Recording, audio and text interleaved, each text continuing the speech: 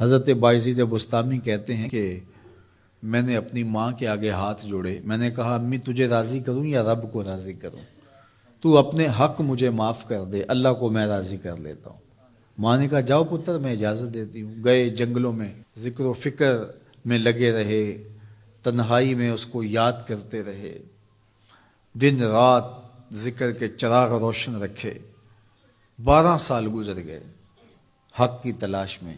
ایک دن واپس بستام کے قریب سے گزر رہے تھے، خیال آیا چلتے چلتے ماں کو سلام کر جاؤں۔ دروازے کو دستک دینے لگے تو اس خیال نے ہاتھ روک لیا کہ ساری زندگی ماں کو سکھ تو دیا کوئی نہیں، اب دکھ بھی کیوں دینے لگے ہو؟ رات کا ایک پہر بیت گیا ہے، سردیوں کی لمبی رات ہے، ماں بستر میں لیٹی ہوگی، تیرے لیے اٹھے گی، دروازہ کھولے گی۔ دروازے کے ساتھ ہی لگ کے بیٹھ گئے اور ساری رات کاٹ دی، اس خیال سے کہ ماں کو تکلیف نہ ہو۔ جب سحری کا وقت ہوا تو اندر سے جو نالی آتی تھی اس نالی سے پانی آیا، سمجھ گئے میری ماں تہجد کے لیے اٹھی ہے اور وضو کا پانی ہے، تو فوراً دروازے پہ دستک دی۔ اندر سے آواز آئی بیٹا بایزید میں ابھی آئی۔ مائیں بیٹوں کے دستک کے انداز سے جان لیتی ہیں یہ کس بیٹے کے ہاتھوں کا لمس ہے۔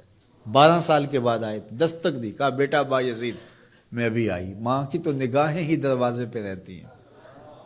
اللہ اکبر۔ کہتے ہیں کہ ماں نے دروازہ کھولا، 12 سال جنگلوں کی خاک چھانتے بیت گئی تھی، پراگندہ صورت، بکھرے ہوئے بال، پھٹے ہوئے کپڑے۔ میری ماں کی جب نگاہ میرے پہ پڑی تو اس کی چشمان سے موٹے موٹے آنسو ٹپکنے لگے، اور اس نے ایسے ہاتھ پھیلا کے کہا مالک میرا بیٹا بایزید تیری طلب میں نکلا تھا، تو نے ابھی تک اسے اپنا قرب نہیں دیا۔ حضرت بایزید بستامی کہتے ہیں 12 سال کی ریاستوں سے جو کچھ نہیں ملا تھا ماں کے اٹھے ہوئے ہاتھوں سے مل گیا۔ میں نے کہا مالک میں تجھے کہاں ڈھونڈ رہا ہوں، تو کہاں موجود ہے؟ تو ماں باپ کی رضا اللہ کی رضا کا دروازہ کھولتی ہے۔ جن لوگوں کے ماں باپ ناراض ہیں اور وہ جا کے پیر صاحب کی خدمت کرتے ہیں، اور میاں ماں کے قدم چومو، باپ کی ٹانگیں دباؤ، ان کی خدمت کرو، تمہارے پہلے مرشد وہ ہیں، ان کو راضی کرو، پھر کسی شیخ کامل کی صحبت میں آنا، دیکھو کیسے دل کی بند کھڑکیاں کھلتی ہیں۔ ایک مرشد تو ناراض کر رہا ہے اور دوسرے مرشد سے تمہیں کیا ملے گا؟ تو راستہ یہیں سے کھلے گا۔ والدین کو کبھی ناراض نہ کرو، والدین کو کبھی دکھ نہ دو، والدین کو کبھی تکلیف نہ پہنچاؤ، اور والدین کو بھی چاہیے کہ اپنی اولاد کو اپنا نافرمان نہ بنائے۔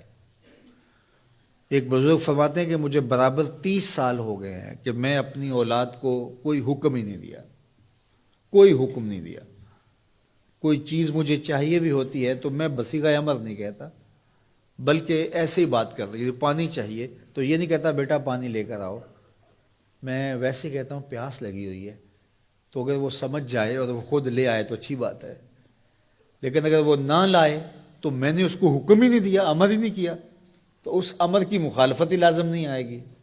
تو کہا 30 سال برابر گزر گئے ہیں، میں نے اپنی اولاد کو حکم نہیں دیا کہ کہیں وہ میری نافرمان نہ ہو جائے، چونکہ اگر وہ نافرمان ہو گئی پلے کچھ نہیں رہے گا۔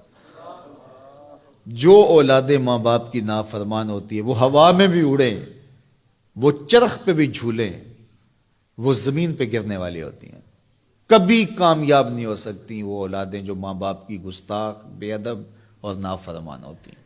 وہی اولادیں سرخرو، کامیاب اور کامگار اور بامراد ہوتی ہیں جو ماں باپ کی خدمت کرتی ہیں، ماں باپ کی دعائیں لیتی ہیں۔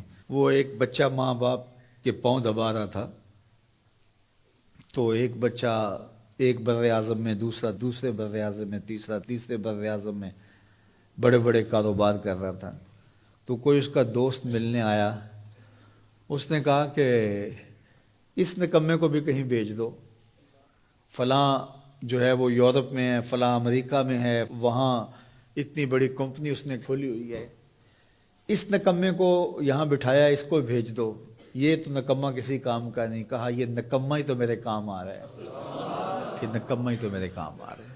تو اولاد خوش نصیب ہے کہ اپنے ماں باپ کی خدمت کرے، اور ان کے ساتھ حسن سلوک کرے۔